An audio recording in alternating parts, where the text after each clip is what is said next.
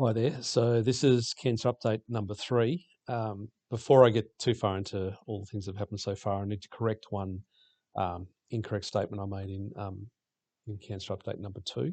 In that I implied that to get to stage 4 of cancer, you need to first go through stage 3, which is infection of the lymph nodes. I now know that that is actually not the case, and you actually can get metastases without going through the lymph nodes. So it was what I said in that video was correct in that my lymph nodes are clear, so we can see that on the PET scan and I can see that on the radiological report. It is not a true statement to say that just because of that, I definitely don't have metastases. So I need to qualify that statement. Uh, so the update was I was getting quite bad abdominal pain, but I was also having a bit of trouble breathing. So I took myself down to the ED of Fiona Stanley Hospital, and I ended up being admitted.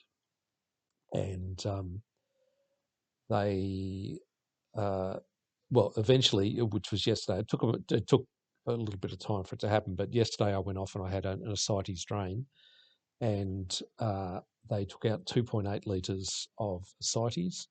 I was expecting them to get out more because, as I've said to you previously, I thought I had more ascites than that, but 2.8 is what they got. And I must say that with that 2.8 litres gone, my abdominal pain is greatly, greatly reduced, and I can breathe quite normally. I'm not in a position right now to show you what my stomach looks like, but it looks better than it did before. But probably not, I wouldn't describe it as a flat stomach. It's I'll show you maybe when I get home.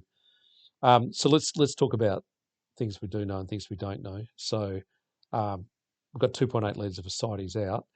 The the PET scan and the CT scans showed 4 possibilities of cancer, which was esophagus. Excuse me, sorry, I bumped the screen. Esophagus, stomach, large intestines, and the peritoneal lining, which is called peritoneal carcinomatosis.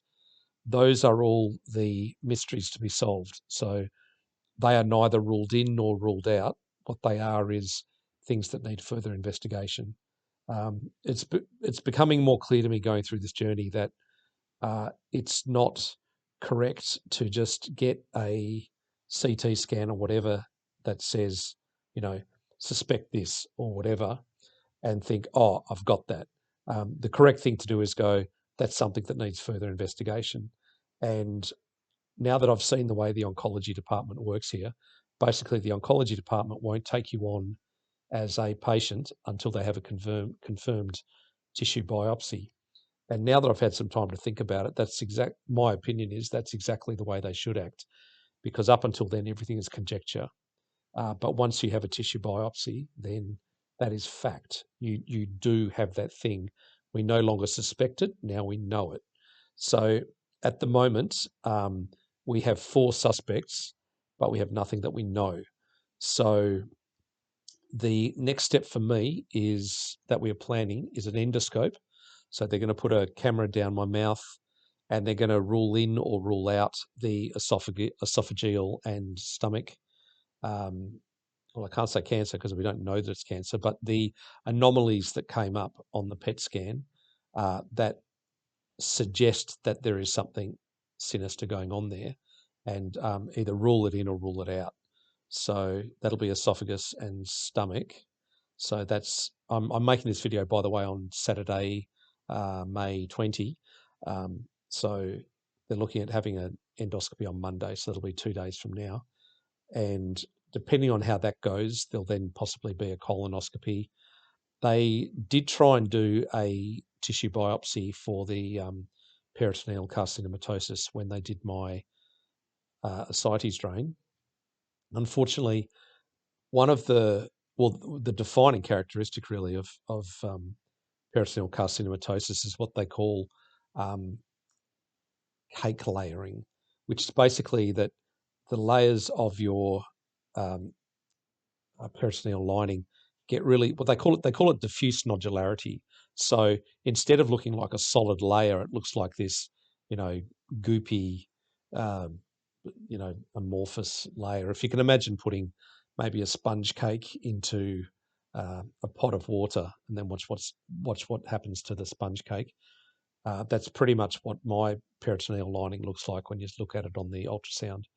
And because of that, they decided that we're not going to do the biopsy because we don't know where to do the biopsy because we can't clearly identify where the peritoneal lining is.